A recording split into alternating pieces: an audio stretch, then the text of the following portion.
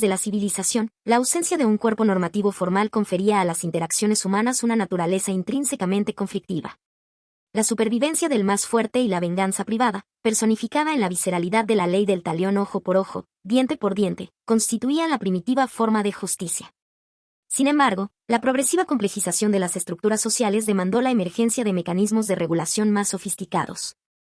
En Mesopotamia, alrededor del siglo XVIII a.C., el Código de Hammurabi emergió como un hito trascendental.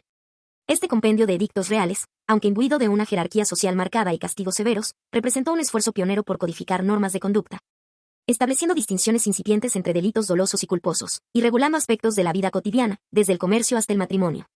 La inscripción que el fuerte no oprima al débil resonaba como un anhelo primigenio de orden y protección jurídica. La Grecia clásica, cuna de la filosofía occidental, aportó una dimensión teórica fundamental al incipiente derecho. Pensadores como Platón, en su obra La República, exploraron el concepto de justicia ideal y la necesidad de un gobierno de leyes para alcanzar la armonía social. Aristóteles, en su Ética Nicomaquea y Política, distinguió entre la justicia distributiva y la justicia conmutativa, cimentando las bases para la comprensión de la equidad en las relaciones sociales y el intercambio.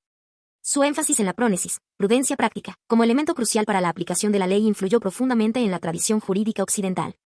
El Mare Nostrum presenció el advenimiento de una civilización que legaría al mundo el sistema jurídico más influyente de la antigüedad, Roma.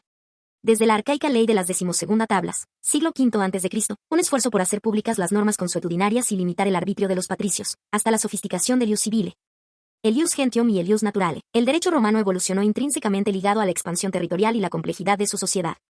Juristas como Gallo, con sus instituciones, sistematizaron el derecho privado, ofreciendo una estructura didáctica que perduraría por siglos.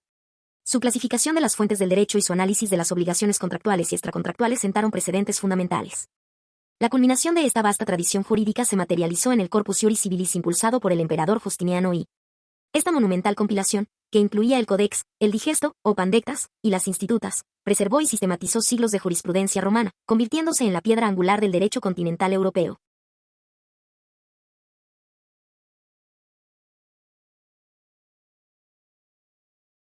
La caída del Imperio Romano de Occidente dio paso a una fragmentación política y jurídica en Europa. El sistema feudal, con su intrincada red de lealtades personales y la dispersión del poder normativo en manos de señores feudales, caracterizó esta época.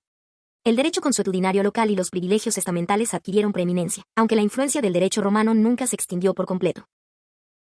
La Iglesia Católica Romana emergió como una institución con un poder jurídico significativo, desarrollando el derecho canónico, que regulaba aspectos religiosos, familiares y, en cierta medida, comerciales.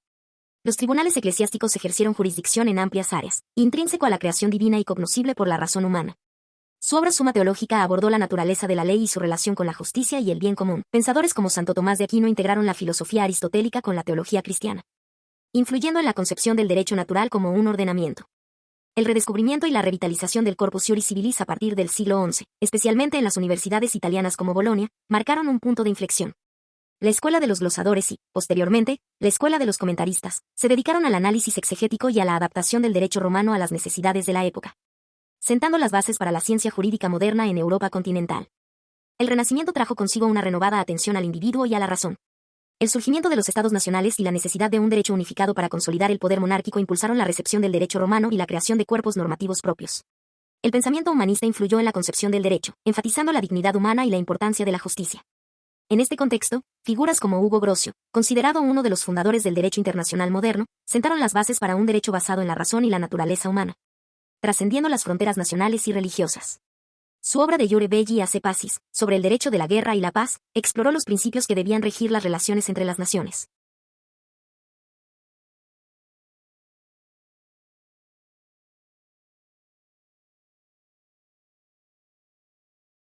La Ilustración, con su énfasis en la razón, la libertad y los derechos individuales, transformó radicalmente la concepción del derecho.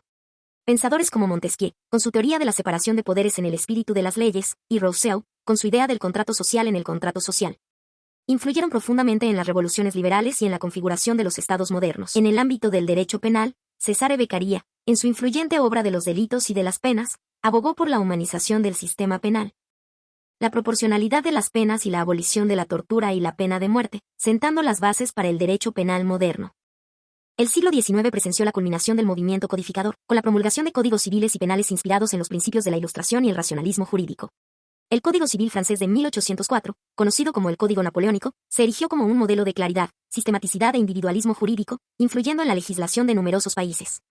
En la actualidad, el derecho se enfrenta a desafíos complejos derivados de la globalización, los avances tecnológicos y la creciente conciencia de los derechos humanos y la protección del medio ambiente. La ciencia jurídica continúa evolucionando, incorporando nuevas perspectivas teóricas y metodológicas, como la jurisprudencia sociológica, el análisis económico del derecho y las teorías críticas del derecho.